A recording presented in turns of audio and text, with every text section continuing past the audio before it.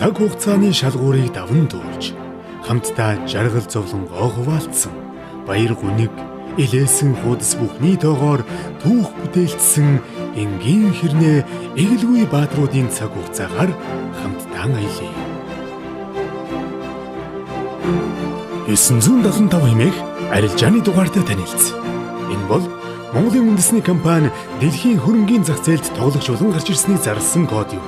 Энэхүү үйл явдлыг дэлхийн санхүүгийн зах зээлд пионер хэмээн нэрлсэн бөгөөд Bloomberg болон Financial Times өглөөний шуурхай мэдээллүүдээ Монголын хөрөнгө оруулагчдын анхны бие даасан алхам гэж уг арилжааны ач холбогдлыг тодтогч байсан түүх саяхан. 2005 онд анхны шангаа татсан үндэсний хөрөнгө оруулалттай уул уурхайн энэ компани өдгөө Монголын уул уурхайн салбарт тэргүүлэгч аж ахуй нэгж өрх айлын тоог нэгээр нэмсэн юм.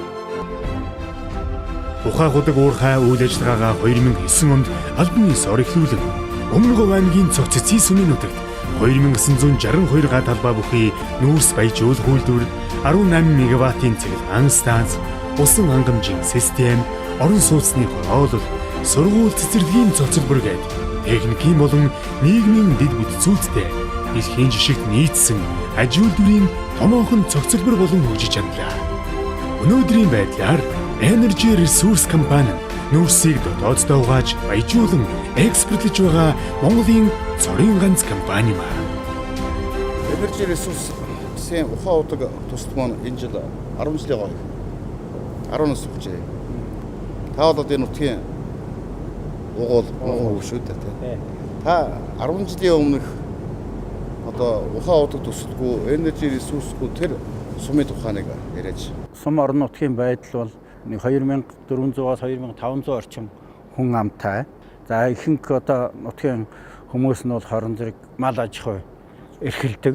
Сумчин ингээл ирэхлээр зэрэг хүн болон цөөрөл хүмүүс нь шилжих боломжтойнууд нь шилжээл мал дээр гарах нь гараад ингээд энэ сумчин агшаал жижигрээл тэгэл нөгөө хуучин байсан барилга байгууламж нь нураагаал ингээд жилд ирэх тусмал жижигрээл байсан ерөөсөө. За энэ сум дээр чинь хүн үлдэхнүүдэл гэмэрл болж исэн цөөхөн үедээ альтай. Гэрэл цахилгаан бол одоо нөгөө сумынхаа мотороор жижигхэн ерөн цогцын сум ч Өмнө Говь аймгийн энэ сумдуудын ерөнхий хэмжээгээр нь бол их жижигхэн тийм сум. Ер нь Монголын сумдууд ингээд дангаас мал аж ахуй дээр суурилж амьдарч байгаа сумдууд ерөнхийдөө нэг тийм жижиг хөвтөр байдаг. Ажилгүй бас нэлээд хүмүүс байсан. Урхаа байгуулахад орж ирэхэд хүн ард хэрэг хүн дэж авав. 2008 оны зунаас эхэлсэн кампани байгуулаад эхэлсэн энд. Эхлээд 100 гэр авчираад гэр бариад эхэлж байгаа байхгүй. Гэр анхны гэр буулгаад бариад ахтал бид нар ч одоо хотоос баахан авчираад ажиллахгүй тодорхой шүү дээ. Тэгэл орон нутгийнхаа хүмүүс зар тавиад нийт ажилтны усууд хэдэн хүн байна бид нар хэдэн хүн авъя гэр барина хэдэн хоног ажилтна 1 сар ажилтна 2 сар ажилтна гээл. Энд гэр камп байгуулагч эхлээд 3 хоногт л энэ сумын 50 гаруй усууд хүрээд ирсэн. Ажлын байраар хангагдсан. 7 хоногийн дараа сумаар ингээ явхад нөгөө тэнд ажилгүй энэ тэнд суудаг байсан усууд хүн олдхон байцсан. Одоо нэг тэнд нэг юм хийх хүн байхгүй болсон байсан. Тэгээд гэр барингууд за энэ ч одоо хоолоо хийхдээ аливаа нөө хоол унд хийм хийх үү аливаа тогоочийн мэрэгчлээ хүмүүс төмс айлгадаг хүмүүс хэдэ гэж юугаад тэгээд ерөөсөө шууд ажлын байр үүсэл хүмүүс ажилтаа болоод явчихна.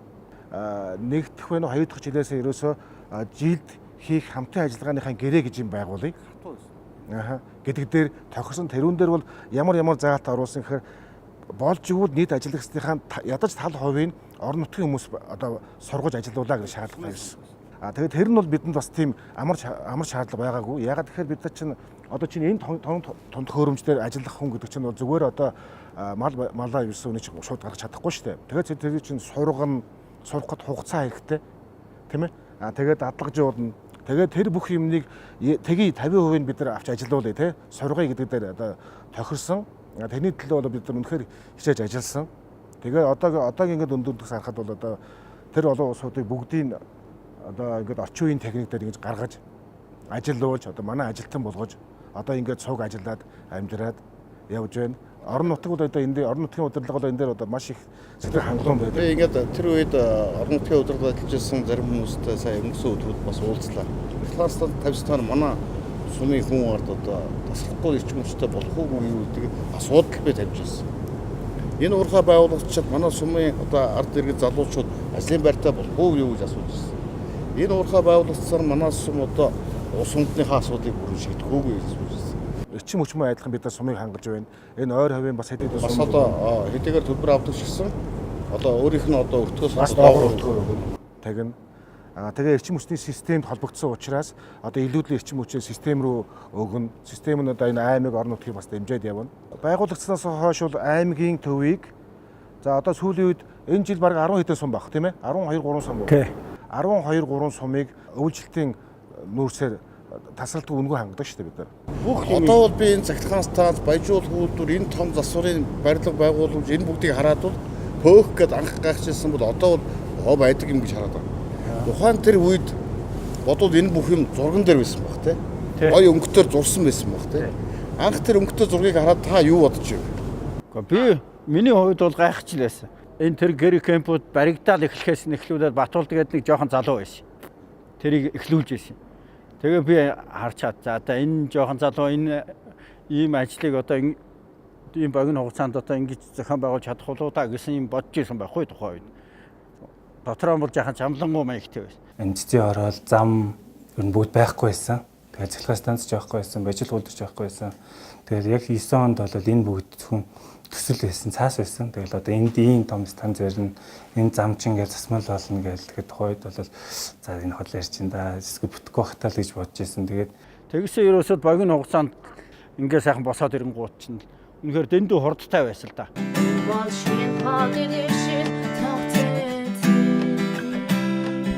Миний хөвгүүд дөрөвлөгөн дамжих би хүсдэг таал нутаг долон зам тавьчих би хүсдэг өндөр байслаа өндөр хүчтэй баригдах би хүсдэг хүн болон ажлаа баян болохыг дэлсэн төрлийн өнцөг болон гасэрч ажиллан баян гүлгийн дортос ирсэн миний найзууд хамт бай залуучууд хооч үе шинэ могчууд хүмүүжин хөгжин цаасан дээрх топшуулаас хэрэгжин дархан эрдэмтэйгээ залуучуудын хоцогч зүй Ер нь ингээд энержи ресурс ингээд заавал бүх юм өөрсдөө хийдэг. Одоо бусад уурхаануудыг харах юм бол нүүс авах гэж байгаа бол өөрсдөө машинтайгаа ирээд ачаад аваад юу. Энержи ресурсууд заавал өөрсдийнхөө машин дээр ачаад өөрсдийнхөө барьсан замаар тээвэрж хүрж өгч. Анх 2010 онд орж байхад манай энержи ресурс 100 тээврийн хэрэгсэлтэй жижиг хэмжээний одоо засварын газартай өөрсдөө засвараа гэдэг. Тийм байсан. Одоо өнөөдрийн байдлаар 418 одоо тээврийн хэрэгсэл давхар чиргүүлэлтэйгээр ингээд нүүрс тээврийн үйл ажиллагааг гүйцэтгэж байгаа. Мөн тэр тээврийн хэрэгслүүдийнхээ бүрэн бүтэн байдал болон техникийн байдлыг бүрэн хангаж одоо засварын 150 хүний бүрэлдэхүүнтэй одоо баг ажилладаг. Зарим уурхаануудыг харахад засварын газруудыг бол одоо нэр хүндтэй тэр Вагнер Азлиг нь одоо тэр бүх байгууллагуудаар засвараа хэлчихэж байгаа.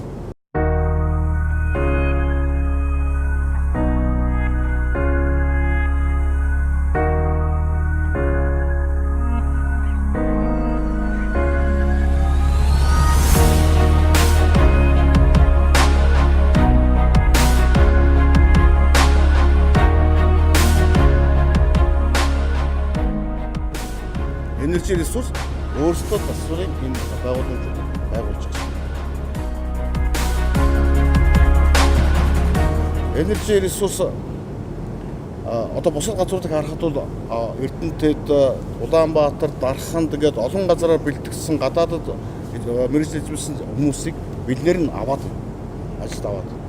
Энержи ресурсыг харахад үгүй бид нар өөрсдөө сургана. Ингээд өнгөрсөн хугацаанд хаанч бараг 5000 гаруй харийн мэргэжлийн хүмүүсийг өөрсдөө бэлтгэж байгаа. Ер нь бол хамгийн эхний ээлжинд орон нутгийн ард иргэдээс энэ одоо уурхайд ажиллах тийм бодлогыг үл эхэлж байсан. Тэгээд сум орон нутгийнхаа бүх хүмүүсээ ингээд жагсаагаад за энэ тийм ажилтай, энэ тийм ажилтай, энэ ажилгүй, энэ тийм мэргэжилтэй гээд тэгээд цаашаага одоо энэ дэлхийн том уурхайн том тоног төхөөрөмжийг барих юм сургалтанд хамрагдаа тэгээд цаашаа явж олон хүн байна да. Тэгээд энэ сурсан залуучуудаас одоо жишээ нь энд одоо малчин байсан залуучуудаас айгүй олон залуучууд энэ манайд Монголд хамгийн том экскаватор шүү дээ. Энэ дээр ажиллаад дэлхийн рекордыг эвдсэн залуучууд хэд вэ? Эндхийн залуучууд энд орохоос өмнө малчин байсан. Гол дээр байсан. Тэгээд сураад тэгээд дэлхийн рекорд эвдэж байгаа байхгүй. Чи одоо их сайн сурсан гэсэн үг. Тэр залуучууд бол зөвхөн эндээ сурсан. Одоо энд сурсан манайд сурсан. Гадаад Канада, Австралиас сураагүй тий. Энд нарийн мэрэгжтэй байсан шүү. Тэгээ энэ том машинаар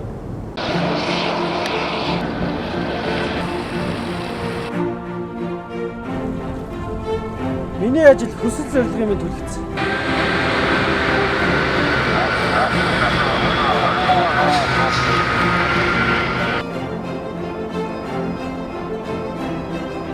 Миний ажил миний бахархал.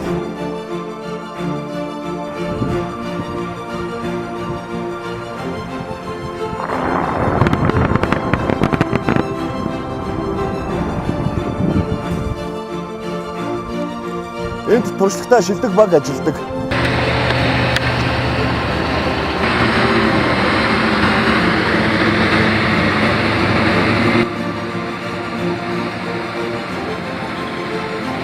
Би тэдний нэг хэсэг.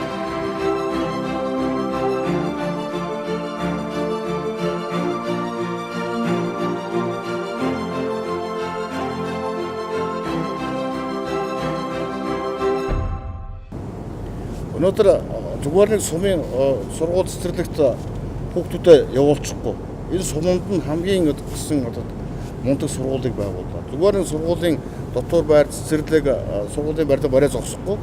Бас одоо ингээд гадаадын дэвшилт тийм хөтөлбөрөн төр хэрэгжүүлээд Монголын одоо хамгийн мундаг сургууль болгоод, хамгийн мундаг цэцэрлэг болгоод тэрэндээ хүүхд одоо юунуудаа сургаад тагч байна. Би зүгээр жишээл хэлмээр жишээлбэл бүр ингээд хүүгүү зээд өгж жагаад оюутлын үйлдвэрүүдийг байгуулж яваад хувцсанараа хийгээд хэлсэн байх шүү. Тэгээд дотоод дараа бид нарыг орж ирж үтсэн. Тэгээд та нар ингээ оюутл явуулж байгаа. Одоо та нарыг бид нар тусалж дэмжинэ. Ингээд нүүрснийхээ бүтээлгийг оюулна. Тэгээд бид нарын одоо энэ нүүрсний бүтээлэг гэж хамгийн ихний одоо захиалга байдаг. Энийг одоо урдаас оруулж ирж яхаар та нарт бас оюулаад ингээд юу яваад тусдсан болон та нарыг дээшээ явж байхад хэрэгтэй гэсэн. Хүүгүү зээл гэдэг бас төсөл энержиэсээс тавигдсан надна. Тэгээ тэр бол бид нарт бас их агцтай сайхан эмчлэг болж ирсэн. Уурхай ширтийн хувц ойж ийн, нүүрснийхээ бүтээлгийг ойж ийн. Тэгээ бид нар бол одоо хийж л чадчихвэл борлуулалт бол сайн байдаг. Одоо тэрнээс 2-3 жилийн дотор одоо өдий том бас өргөжсөн энэ одоо энержиэсээс бидний ханган нийлүүлэгчээр дэмжиж тусалсан өшөө зээл өгч ингэж ажилласан. Эдгээр нь одоо биднэрт маш их одоо өгөөчтэй ажилласан. Ингээд бүгдийг өөрсдөө хийнэ гэсэн тийм хандлага. орж байгаа талбар болгон руугаа яг саяны системээр орсон. Тэгэхээр тэрүүн дээр чинь бид нар чинь хамгийн сүүлийн үеийн технологи арга барилыг авчиж байгаа. Тоног төхөөрөмжийг авчиж байгаа. Менежмент нь ороод ичиж байгаа. Зүгээр нэг Монгол улсаас ч юм уу эрчим хүчний системээс ч юм уу заавал эрчим хүч аваад хөдөлтөд авчих болдгоо. Өгч чадахгүй гэвэл урдаас ягаад авчих болдгоо. Заавал өөрсдөө цахилгаан үйлдвэрлэх хэрэг байсан юм. Бидэнд бол яг тийм хэрэг байсан. Яг тэгэхээр манайд бол цахилгаан үйлдвэрлэх бүтээгдэхүүн энд байж байна. Түүхийн эдэн энд байж байна. Хоёрдугаар манай цахилгаан баяжуулах үйлдвэр маань өөрөө их тийм эрчим хүчийг хэрэглэдэг технологи. Станцыг одоо анх сурдуулах газар шороны ажлаас нэгтлээ анх шинээр төгссөн хүмүүсээ өөрснөө бэлдээд угсралтан дээр ажиллуулад дээрээс нь дараад нь зөвшөөрөл тохируулгын ажиллаа хийгээд суурнаас нэглэсэн улсууд маань одоо бүгдээрээ эндээ ажиллаж байгаа гэсэн. Угсралтаас нэхлээд одоо монитор дараа нь ээлж ахлахаар дараа нь туршид тохируулалт ээлж ахлахаар тэгээд дээд инженер одоо салбарын инженерээр дагалдаж байна.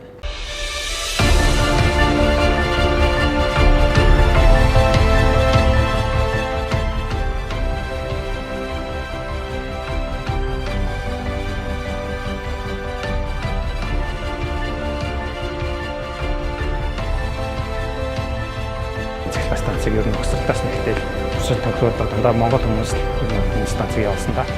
Усны хэрэглээ бид нэр 99.9% хэрэглээтэй гэж усны алдад 0.1% алдагдал хийж байгаа.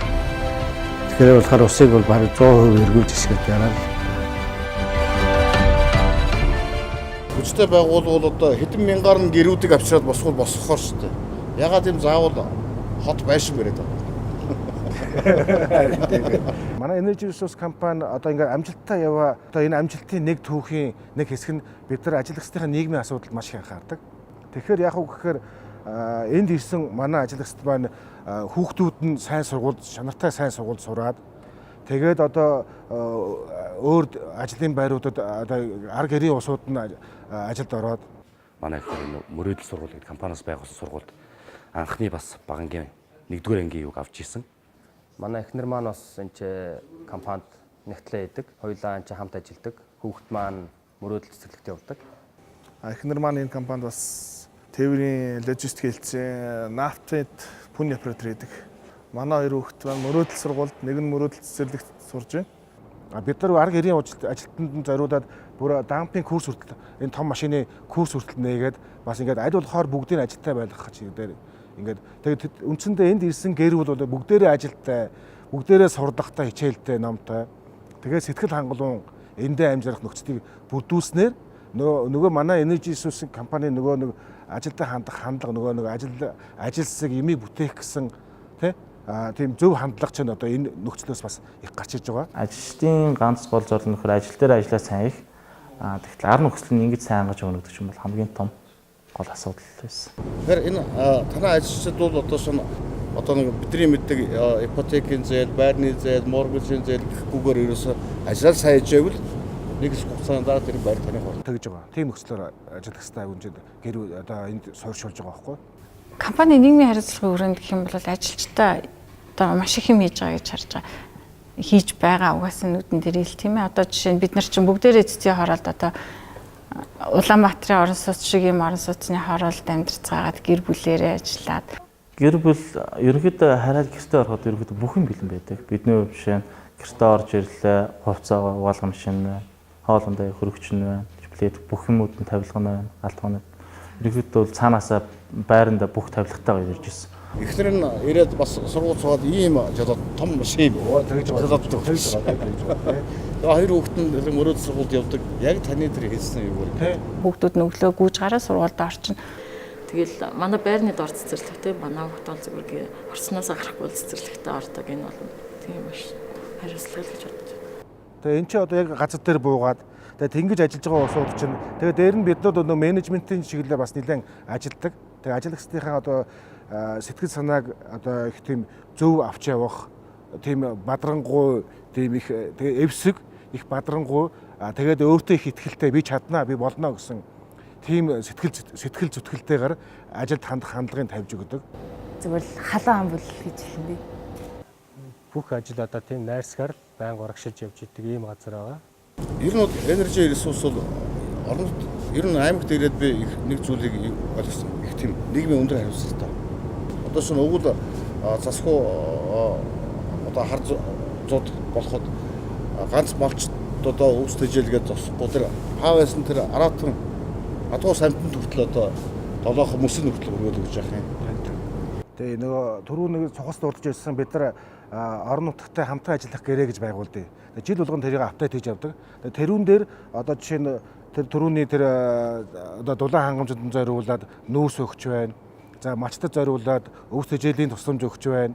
За тэгээд хээрийн амьтанд зориулаад ус гаргаж пон жижигхэн тийм усан цөөрөм гаргаж өгч байна. Өвс аваач 50, хужир мараа аваач 50 тийм ээ. За тэгээд дээр нь эрүүл мэндийн чиглэлээр одоо тусламж дэмжлэг одоо явна. Гэх мэтлээ ингээд бүр тэрийг энэ жилиг тим ажилд ингэж хийгээд бүр жагсаад гаргачаад тэрнийхээ хүрээнд хийдэг.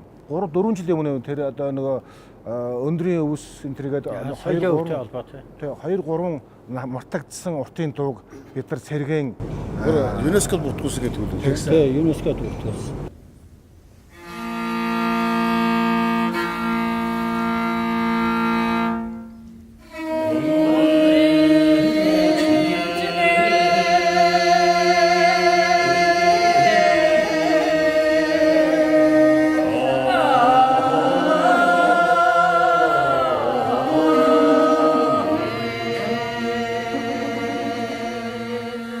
Энэ цэцгийн жонон гэдэг морин хоорын татлага.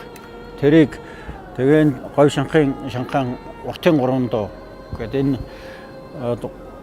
хоёрыг ЮНЕСКОд бүртгүүлээд өөрснөө соёлын өвд бүртгүүлсэн гэрчлэгийг гардуулаад тэгээд энийг бол ер нь говь нутагт энэ Өмнөг аймгийн хэмжээнд 2-3 сургалт явуулсан. Говь шанхаан уртын 3 дуугаар 2 удаа уртын дууны уралдаан зохион байгуулсан. 80 настайгаас одоо 80 настай хүртэл.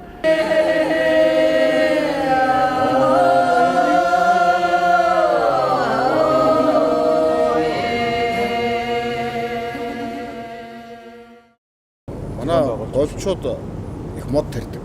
Тэгээ энержи ресурсын хувьд бол би одоо тоог санахгүй байна. 80 гаруй мянган суулгац гэдэг баха тий. Энэ ойн зурвсыг болохоор анх 2011 онд компани байгуулсан. Ер нь бол урт хугацааны төсөлтөө ойн зурвс төсөл.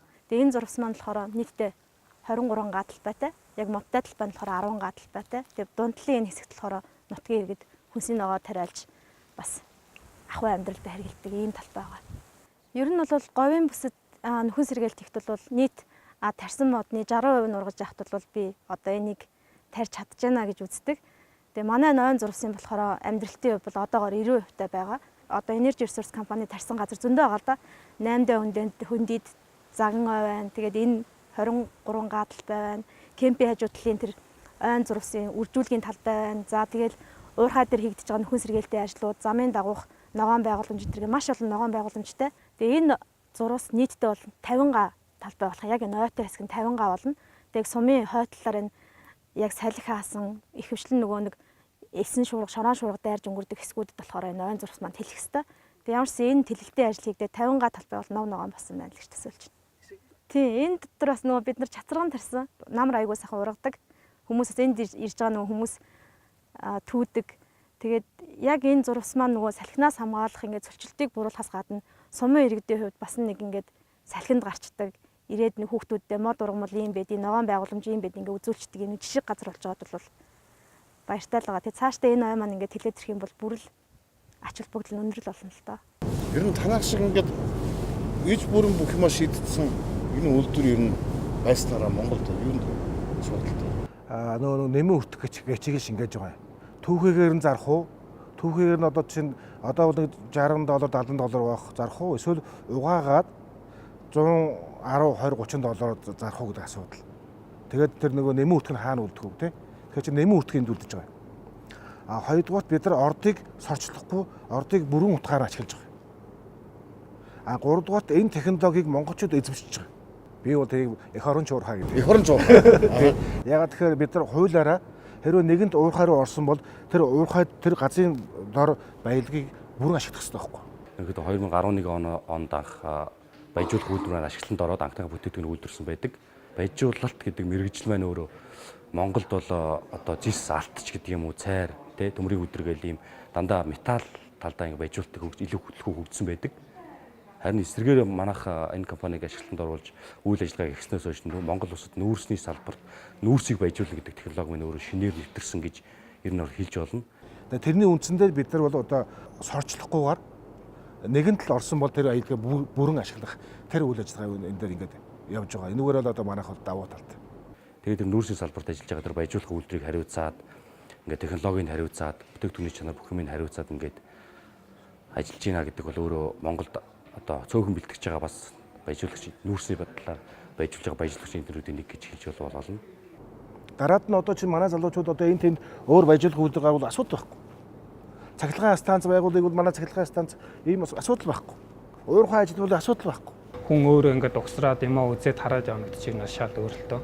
Станц болон шугам сүлжээ цахилгаан талаа бол бүрэн мэдж авсан, дулааны системийг ч гэсэн бол бүрэн мэд тэр талыг аягүй их дэмжиж ажиллаж байгаа гэдгээр аягүй өөрийг аягүй хөгжүүлж ийна л гэсэн үг л дээ. Дараагийн системтэй холбогдох Монгол улсын эрчим хүчийг найдварт эрчим хүчээр хангах тийм төслүүд рүү суралцгаараа явахыг зорино доо. Зам тавийн асуудал байхгүй. Тээвэрлэлтийн асуудал тийм болчих واخгүй. Тийм их тийм өөртөө ихтгэлтэй, тийм чадвартай, туршлагатай ийм залуу болгосон хүчин монголчууд бий болж байгаа. Энэгээрээ давуу талтай.